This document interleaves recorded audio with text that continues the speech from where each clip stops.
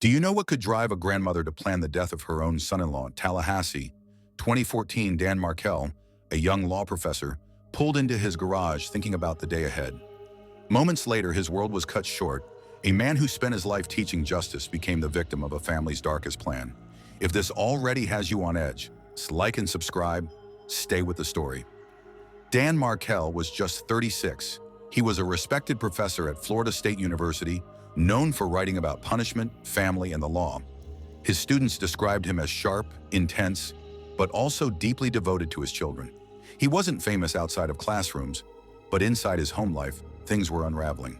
Dan and his ex-wife, Donna Adelson, were locked in a bitter custody battle. Disagreements about where the children would live consumed nearly every conversation. Wendy wanted to move the children closer to her family in South Florida. Therefore, Dan would have lost daily contact with them. He refused. Court sided with him, keeping the kids in Tallahassee. That decision set the stage for everything that followed. Prosecutors later said Wendy's parents, especially her mother, Donna Adelson, were furious.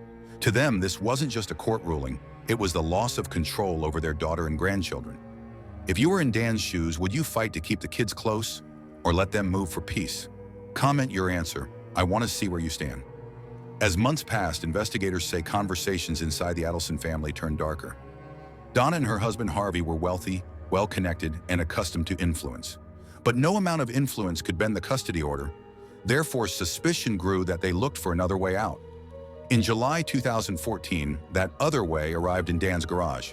A murder-for-hire plot. Prosecutors linked directly back to the Adelson family.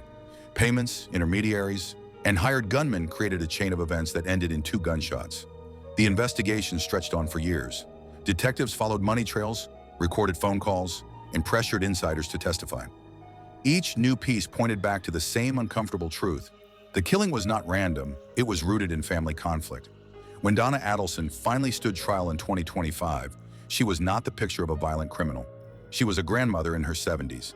But the jury heard about wiretapped calls where she worried about being arrested, about cash secretly moved, about plans that sounded less like panic and more like strategy. Therefore, the verdict was severe, guilty of first-degree murder, conspiracy, and solicitation. The courtroom gasped, family members wept. But behind the tears, one question hung heavier than any verdict. How does a grandmother end up orchestrating the death of her own grandchildren's father? Think about the irony. Dan studied family and justice, 2 forces meant to protect people. Yet those very forces clashed and became the reason for his death. That's the lens most people overlook.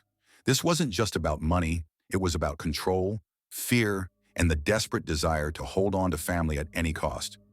So here's my second question for you in this case.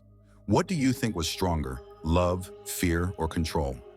Drop your thoughts in the comments. He taught about justice, he studied family, but he never imagined family would be the force that destroyed him.